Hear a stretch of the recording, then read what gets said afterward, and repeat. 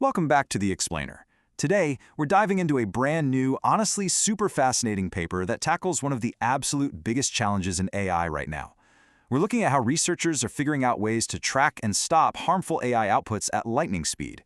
We're going to break down the mechanics of real-time safety monitors, and as you'll see, the latest breakthrough in AI safety isn't actually about building some massive, overly complex new system. It's actually about deploying brilliantly simple statistics. Okay, let's dive into this. Large language models are everywhere. I mean, there are search engines, our coding assistants, our brainstorming buddies. But here's the core problem we're up against. Despite all the rigorous offline alignment training developers put them through, these models still occasionally hallucinate, right? They spit out factual inaccuracies, or worse, generate harmful content when they're actually deployed in the real world. Offline alignment simply isn't enough to catch every single edge case, so we need something more.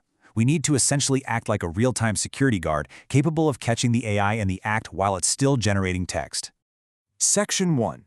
The real-time AI problem, moving beyond pre-deployment.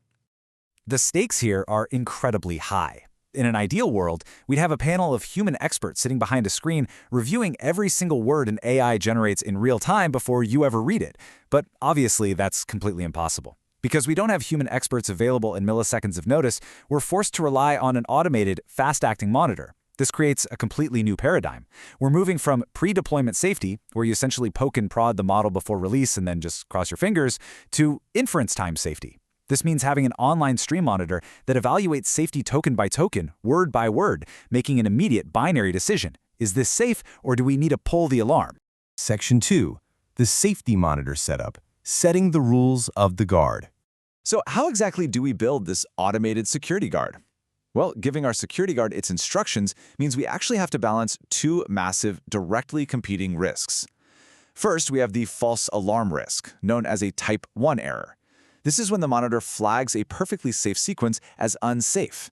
If your guard is too sensitive, they ruin the user experience. Imagine asking an AI to write a harmless poem, and it just keeps getting blocked midway through. It's incredibly frustrating. On the flip side, we have the missed detection risk, or type 2 error. This is when the monitor fails to flag a truly unsafe sequence.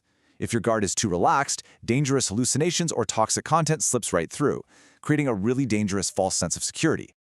To balance these competing risks, the researchers deployed a brilliant yet surprisingly simple statistical framework called conformal risk control. You can think of it like a mathematical tripwire.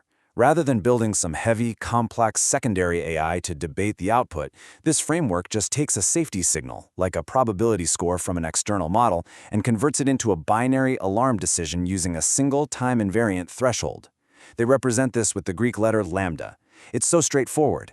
If the safety signal drops below lambda at any point during generation, the tripwire snaps, the alarm triggers, and the generation is halted instantly.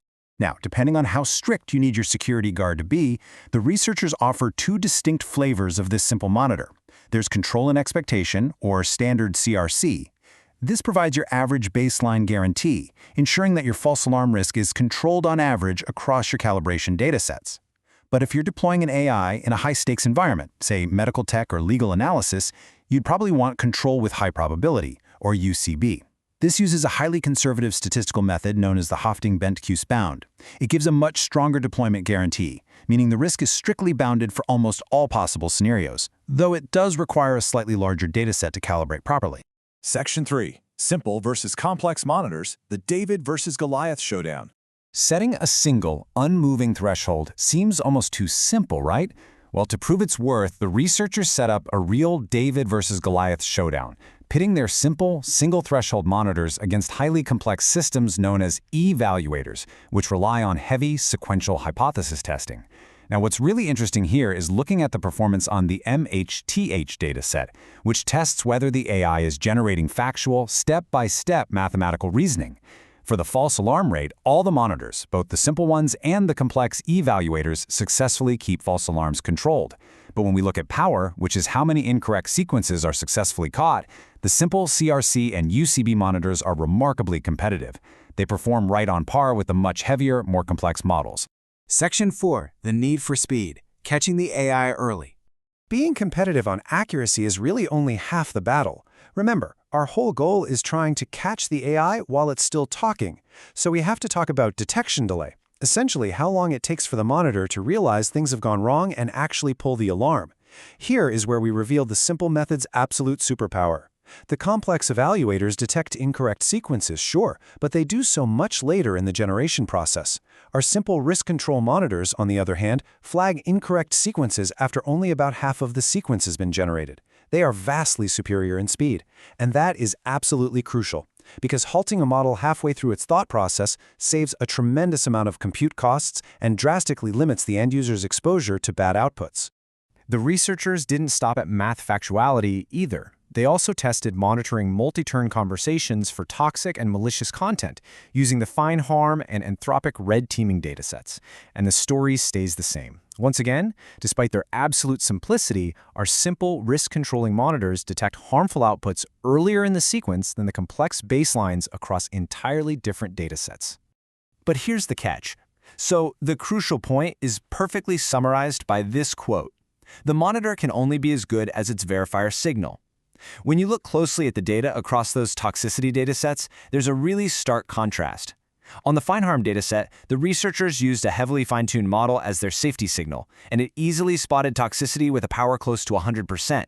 But on the red teaming dataset, they used a generalized Llama Guard signal, and it genuinely struggled to even hit 80% power. Basically, you can have the most perfectly calibrated mathematical threshold in the world, but if the safety signal you're feeding it is blind, your monitor's going to be blind too. Section 5. The cost of safety, trading efficiency for performance. This naturally pivots to a highly practical business question. We know the best safety signals usually come from running a dedicated external verifier model right alongside your AI generator, but doing that adds a second, expensive forward pass at every single step of text generation. Do we really need an expensive external verifier? Or can we just use a cheaper signal, like the AI generator's own internal uncertainty, for free? Well, the researchers ran an ablation study to compare an external process reward model against the AI generator's own minimum token log probabilities, which is essentially a free measure of the AI's own competence. And this brilliantly illustrates the cost-performance trade-off. Just look at this massive gap. At the exact same false alarm rate, the external, dedicated models exceed a 0.9 power rating, meaning they catch over 90% of the bad outputs. Meanwhile, that free internal log probability signal, it sits way down at around 0.5. It is literally a coin toss. This data emphatically proves that a model's own internal confidence is a meaningfully weaker signal than a dedicated external checker. When it comes to real-time AI safety, you absolutely get what you pay for. To wrap up this explainer, we've seen a massive triumph for simple, blazing fast statistical thresholds over highly complex sequential testing. By simply setting a mathematical tripwire, we can halt dangerous AI outputs halfway through their generation, saving a ton of compute and protecting users. But I want to leave you with this provocative thought. We just established that these super fast monitors rely entirely on the integrity of their safety signals. If the monitor is perfectly calibrated, but the verifier signal feeding it can be tricked by adversarial attacks, the whole system falls apart. As we continue to deploy AI in the real world, securing the signal itself might just be the next great frontier in AI safety. Thanks so much for joining me for this explainer, and keep questioning the data.